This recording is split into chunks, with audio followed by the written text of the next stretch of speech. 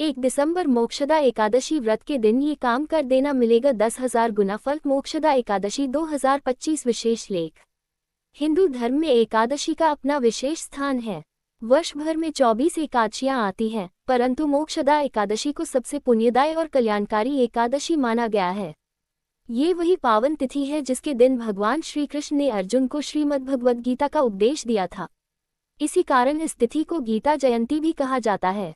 मान्यता है कि मोक्षदा एकादशी पर व्रत करने से प्राणी को सभी पापों से मुक्ति मिलती है और उसे मोक्ष का मार्ग प्राप्त होता है। 2025 में मोक्षदा एकादशी 1 दिसंबर को है और ये दिन अत्यंत शुभ फल देने वाला है। कहा जाता है कि इस दिन कुछ विशेष कार्य कर लेने से व्यक्ति को साधारण दिनों की तुलना में 10,000 गुना अधिक पुण्यफल मिलता है। इस लेख में हम जानेंगे मोक्षदा एकादशी क्या है, इस दिन व्रत का महत्व क्या है, मोक्षदा एकादशी का शुभ मुहूर्त, इस दिन कौन से काम करने से मिलता है 10,000 गुना फल, व्रत विधि, क्या खाएं और क्या न खाएं, मोक्षदा एकादशी की महिमा से जुड़ी चमत्कारी कथा। मोक्षदा एकादशी क्या है? मार्गशीर्ष मास के शुक्ल पक्ष की एकादशी को मोक्षदा एकादशी कहा जाता है। ये तिथि धर्म, अध्यात्म और मोक्ष का द्वार खोलने वाली एक विशेष तिथि मानी जाती है। शास्त्रों के अनुसार स्मॉल डायमंड यह एकादशी पितरों को स्वर्ग प्राप्त कराने वाली तिथि है।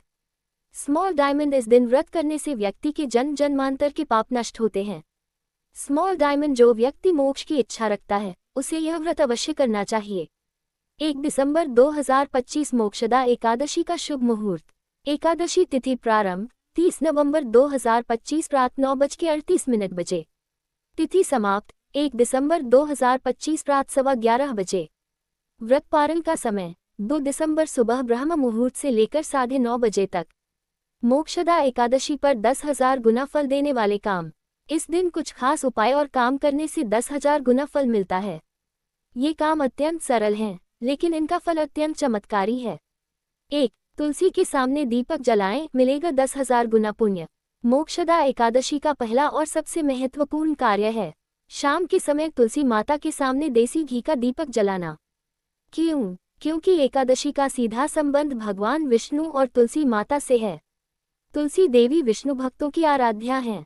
इस दिन तुलसी के आगे दीपक जलाने से घर में धन धान्य की वृद्धि, पितृदोष का नाश, रुके हुए काम पूरे, मनोकामनाएं पूरी, 10,000 गुना पुण्य फल। शास्त्र कहते हैं कि इस दीपदान से अंधकार दूर होकर जीवन में उजाला आता है। 2. गीता का पाठ, पापों से मुक्ति।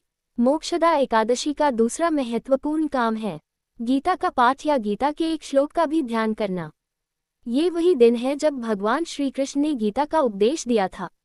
इसलिए इस दिन गीता पाठ करने से जन्म जन्मांतर के पाप मिट जाते हैं, मन शांत होता है, जीवन में ज्ञान का प्रकाश आता है, परिवार में सद्भाव और धन की वृद्धि होती है।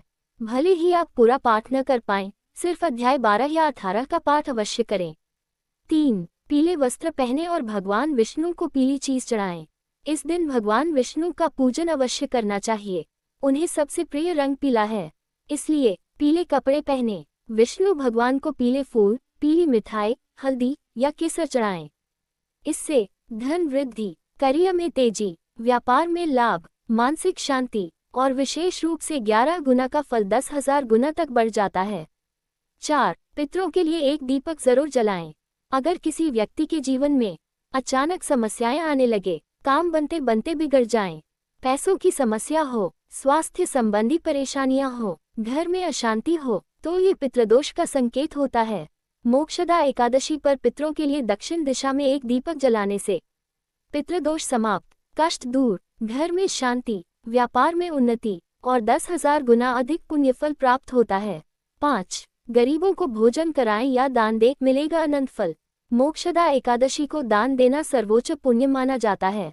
इस दिन दान करने से पितरों को मोक्ष, परिवार में सुख, रोग दोष से मुक्ति, लक्ष्मी की कृपा, कर्ज से छुटकारा, विशेष दान, भोजन दान, कंबल दान, वस्त्र दान, घी या तेल दान, गीता पुस्तक का दान। कहते हैं कि दान से बढ़कर कोई धर्म नहीं और मोक्षदा एकादशी पर किया गया दान अनंत गुना फल देता है।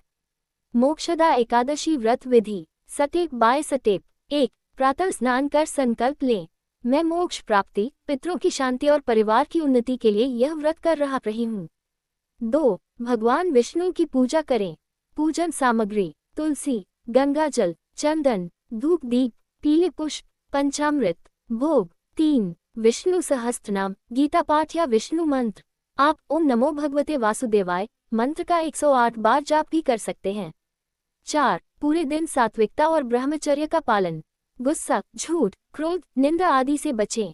5 रात भर जागरण यदि संभव हो, भगवान की कथाएं, भजन, कीर्तन करें। 6 अगले दिन पारण करें। पारण के समय पहले तुलसी युक्त जल ग्रहण करें। मोक्षदा एकादशी पर क्या खाएं और क्या न खाएं। क्या खा सकते हैं? साबूदाना, सिंघड़ा, कुट्टू, फल, दूध, दही, मक्खन, मूंगफली, मीठा। क्या न खाएं? चावल, दाल, गेहूं, नमक, तामसिक भोजन, प्याज, लहसुन, शराब, मांसाहार। मोक्षदा एकादशी की चमत्कारी कथा। धर्मराज ने युधिष्ठिर को इस व्रत की कथा सुनाई थी। एक बार भद्रावती नगरी में वैखानस नामक राजा था।